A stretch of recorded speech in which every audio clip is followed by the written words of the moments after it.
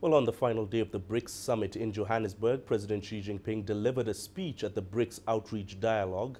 Xi says BRICS countries should strengthen their cooperation.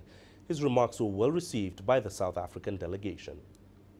That's very important because as the grouping, we're now looking back the 10 years, what we've achieved.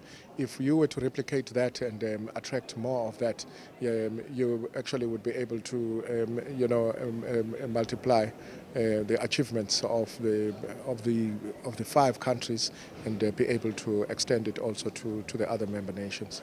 You have a president that wins people over, so his presence is really felt. So I agree with you. I mean, he got a lot of applause, a lot of recognition, but not because China is such a big and powerful country, but because of the man, because of what he said and the way he says it and the way he interacts with people. Those are such important things. So I think you have a lot to be proud of in China. Right now, let's get you an update on Xi Jinping's visit to Mauritius. Robert Nagila is joining us live now from Port Louis. Robert, we know that the Chinese president is in Mauritius for a friendly visit. What is the latest on this? You're absolutely right, George. It's being described as a friendly visit, with the talks centering on the strengthening of relations between China and Mauritius. Now, the focus will be on existing areas of cooperation and, of course, seeking out new areas of cooperation between the two nations. Let's not forget that Mauritius has a very strong and vibrant outsourcing and financial sector, a thriving agribusiness, tourism, culture, and so on. So these are just some of the areas that are likely to come up during those talks.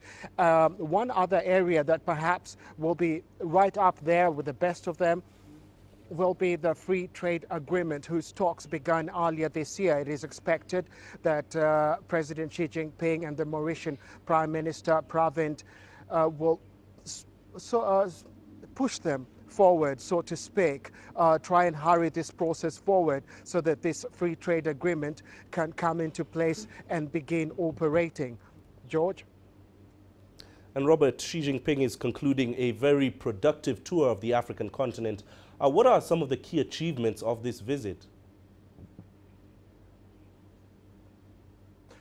Well, George, the question would be, do we have the time to go through all of them? There are quite a number of them.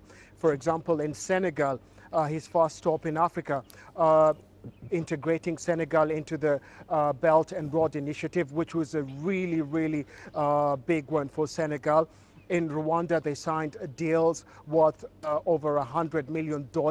South Africa, deals worth $15 billion in various sectors of the economy were signed. So it's been a really, really big coup for African governments, a lot of them really in huge praise of this particular visit.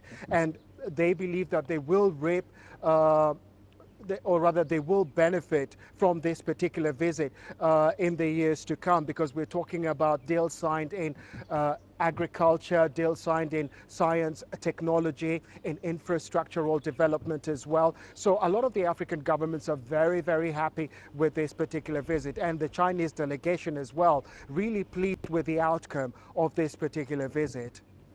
All right, Robert, thank you very much for joining us there. Robert Nagila speaking to us from Port Louis in Mauritius.